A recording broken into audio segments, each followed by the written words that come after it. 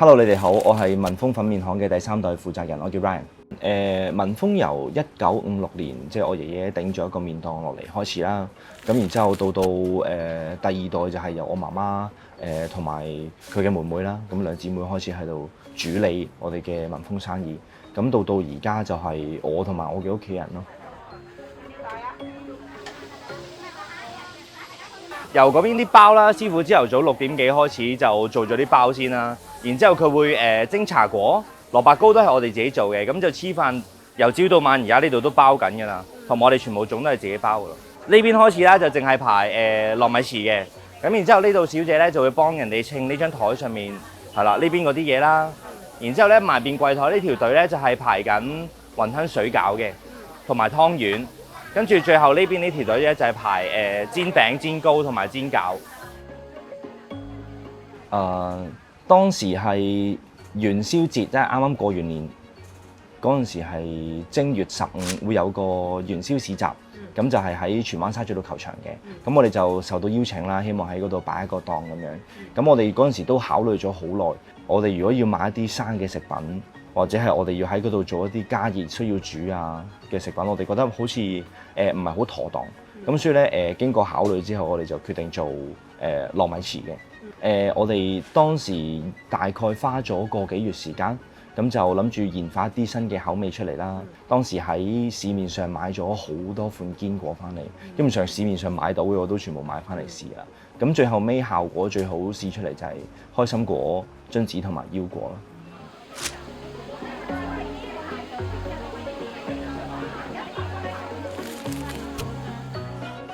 哇！而家係我覺得最誇張係，無論打風落雨，啲人都係咁樣排咯。連黑雨嗰日都係咁樣排，條隊係冇減退過嘅。呢個係即係我都戥排隊嗰啲人心痛啊。所以我哋早2日都有出咗個公佈，叫啲人記得帶遮咯。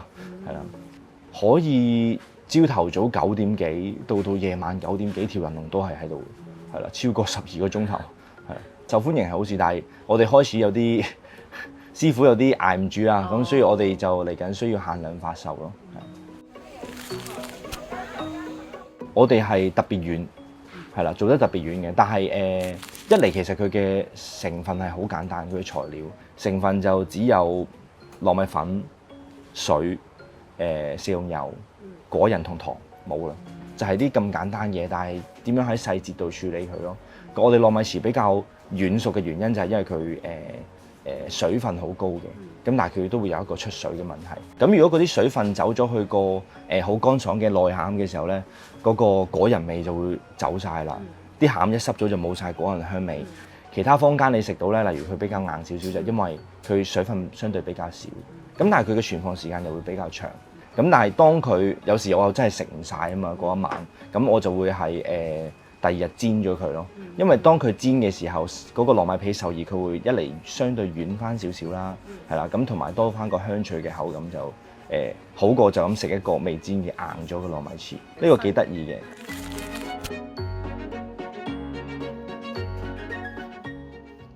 我哋端午節嘅粽就全部人手包啦，咁就我覺得最特別嘅係我哋嘅瑤柱粽咯，因為師傅就係浸好瑤柱、炒好瑤柱之後咧，撈埋落啲米嗰度包埋一齊嘅，咁就同坊間將所有嘢放喺個粽正中間嗰種做法有少少唔同，咁就每一啖米都會有瑤柱嘅香味，呢個都係我自己最中意食嘅嘢。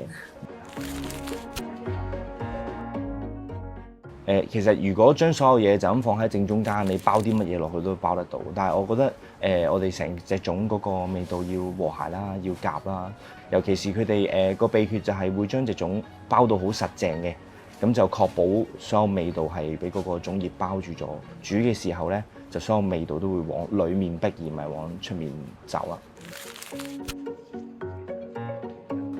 我哋除咗瑤柱粽，我哋有冇瑤柱嘅有綠豆蛋黃肉粽啦，咁就係裡面會有鹹蛋黃，有綠豆邊。咁我亦都會有就咁五香肉粽係冇綠豆冇蛋黃嘅。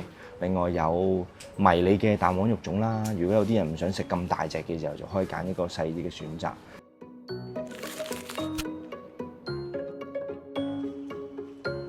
係啊，啲師傅好犀利，我哋大部分嘅師傅喺度嗰個年資都好長嘅，最長嗰啲係我出世之前已經喺呢度啦。不過佢哋大家都即係我覺得我哋鋪頭好似一家人咁樣嘅，即係大家每一年關係都好好啦。同埋佢哋都真係好幫忙咯，即係只要係出面，例如有啲乜嘢需要嘅時候，佢哋係好犀利嘅，任何崗位都做得到嘅。係啊，阿師傅例如係包下粽啊，走落去即刻包糯米糍俾你啦。咁包完個糯米糍，可能又轉頭走翻去做包啊。同埋我覺得啲師傅都好好嗰樣嘢就係我媽媽啦，包括啲師傅啦，佢哋會覺得客人嚟到如果買唔到嘢咧，係好失望咁走，佢哋就好比較怕見到呢種情況好心軟嘅，所以就會盡量滿足客人咁樣。而家真係識包呢啲嘢嘅師傅真係好珍貴。係㗎，一嚟冇乜人願意去加入呢啲行業啦，咁所以招聘新血係相對比較難嘅。即係就算唔係包水餃啦，就算我哋做麵都好難嘅，冇人肯入行。我以為做麵係落機就 O K 㗎。都唔係㗎，都唔係，做麵都好緊要㗎。例如師傅第一佢擔抬啦，啲麵粉一包幾十磅咁樣托上去都攰嘅。咁二嚟每一日嘅天氣唔一樣，咁所以佢對於水分嘅拿捏都要好準確，係啦。所以就唔係話機器全自動生產就做出嚟嘅。咁即係如果我哋要培訓一啲新嘅比較年輕嘅師傅，相對係好困難嘅。咁但係我哋都堅決就係唔用佢而家嗰啲外勞計劃嘅，係啦。咁一嚟就係我覺得香港人始終都仲係有好多即係職位需求需要嘅，係啦。我哋希望大部分支持翻香港本土嘅一啲就業咯，係啦。咁我哋亦都有參加好多，即係我哋招聘嘅時候，我哋會選擇勞工處佢嗰啲，例如係佢少數族裔啊、中年就業啊，我哋全部都剔晒佢嘅，係啦，係。但係都始終招聘都係困難嘅，係啦。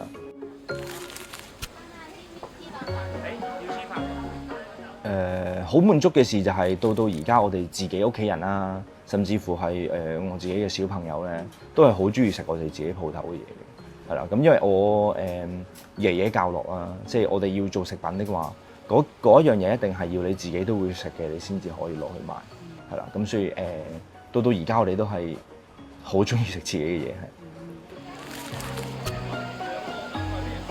其實我哋鋪頭所有嘅嘢相對價錢都比較低嘅，因為我媽媽佢就覺得我哋係做街坊生意嘅，服務街坊，咁就有利錢就足夠，唔需要話做到暴利咁樣樣，係。第二年咧，我哋又留種喺球盤嗰度，跟住我家婆咧話：，我哋有個大家派機咗一隻種，跟住第二年就出世，係。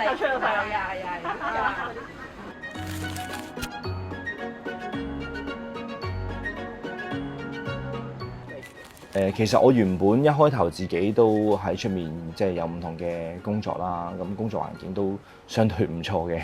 咁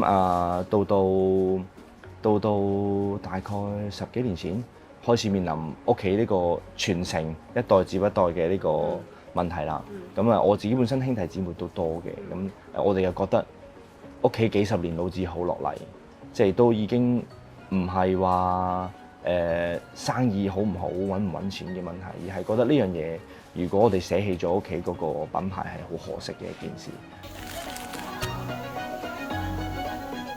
我哋都落咗好多功夫嘅，其實即係表面上佢而家係一個好傳統嘅食品行業啦，但係其實例如我哋會去台灣，咁就專登去學習一啲關於穀類食品嘅加工技術啦，咁關於食品生產嘅機器有啲咩注意啦。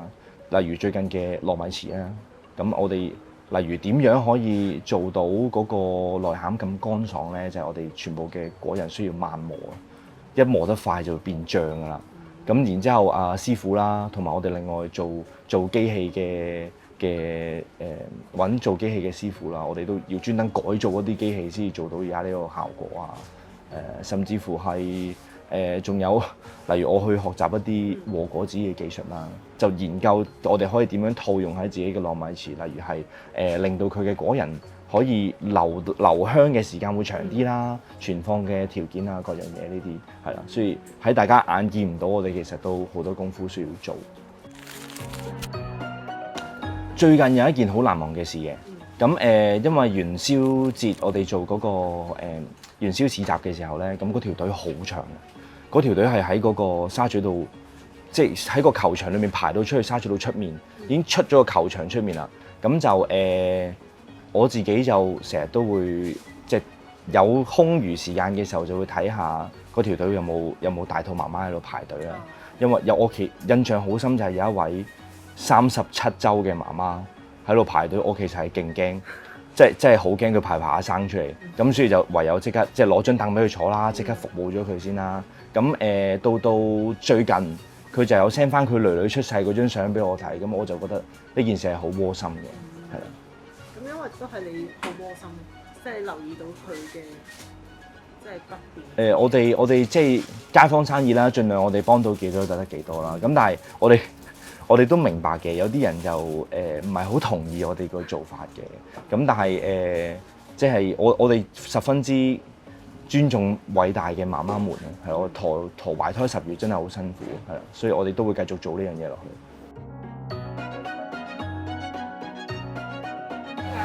咁你而家接咗手之後咁過場，媽媽有冇覺得好安慰喺度？我哋唔傾呢啲嘢，不過有啲咩做到盡力做啦。